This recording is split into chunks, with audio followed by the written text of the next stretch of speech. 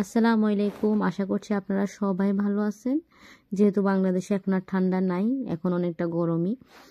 এখানে প্রচুর ঠান্ডা, এখনও ঠান্ডা চলতেছে, জানি না কত সময় ধরেই ঠান্ডা থাকবে আরও। আর এই যে কি সুন্দর ছোট্ট একটা লেক, দেখেন পানিগুলো কি পরিষ্কার, একটা ময়লা কোথাও নাই, একদম নিট অ্যান্ড ক্লিন। ইভেন কোথাও কোনো গ্যাদারিং নাই। একটা মানুষও রেস্টুরেন্টের সামনে নেই, এটা ছিল একটা ভাসমান বোটের উপরে, মানে নৌকার উপরে একটা রেস্টুরেন্ট ছিল, কোনো মানুষ নেই এখানে। যখন সামার হয় তখন এই রেস্টুরেন্টগুলো একদম জমজমাট থাকে, মানুষ পুরো ভর্তি থাকে, তবে নেট অ্যান্ড ক্লিনই থাকে, কে কিন্তু অপরিষ্কার করে না।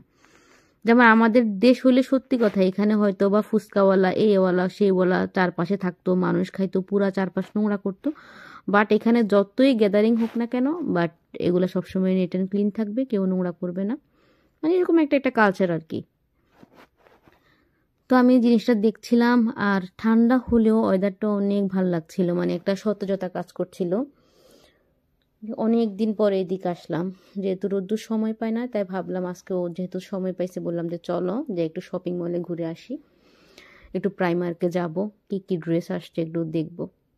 তারপর সে তার মানে মোবাইলের কোনো দোকান দেখলেই ও ঢুকবেই, আর ঢুকেই প্রথমে নিজের মোবাইলের কভার চেঞ্জ করবে, গ্লাস চেঞ্জ করবে, প্রয়োজন হোক আর না হোক। এটা ভালো, নতুন জিনিস পছন্দ করা ভালো।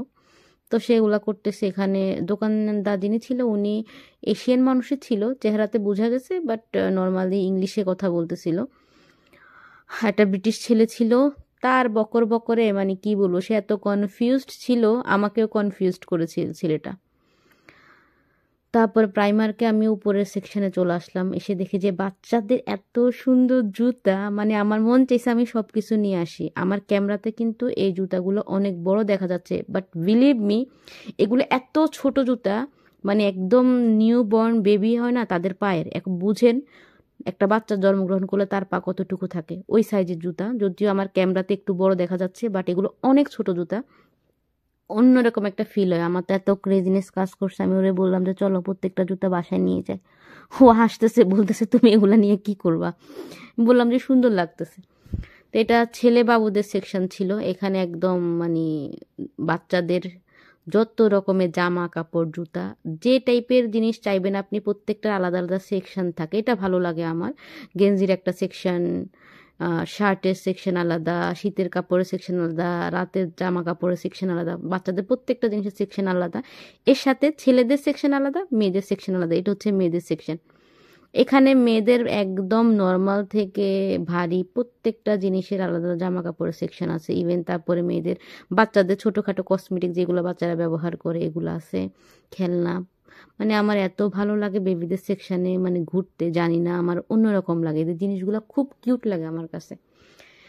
তারপরে এই যে এগুলাতে এত সফট লাগছে, বাংলাদেশে ছিল আমার কয়েকটা, আমি মিনিসু থেকে নিয়েছিলাম বসুন্ধরার। তো এখানে দেখে নিতে ইচ্ছা করছিল।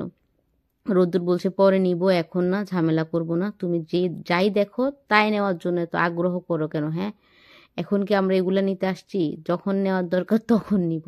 তোর কথাটা শুনে তো ভাবলাম যে না, আসলে সত্যি আমরা তো অন্য কাজে আসছি। তো এই যে আমি দেখতেছিলাম যে আর কি কি আছে এখানে, দেখলাম যে অনেক সুন্দর সুন্দর জিনিস ছিল।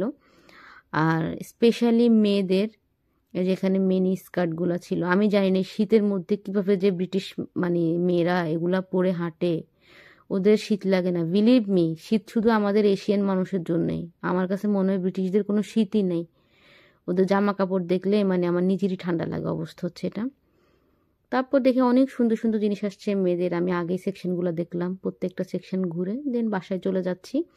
বাসায় গিয়ে গরম গরম রান্না, গরম গরম খাবার, অনেক সুন্দর একটা দিন পার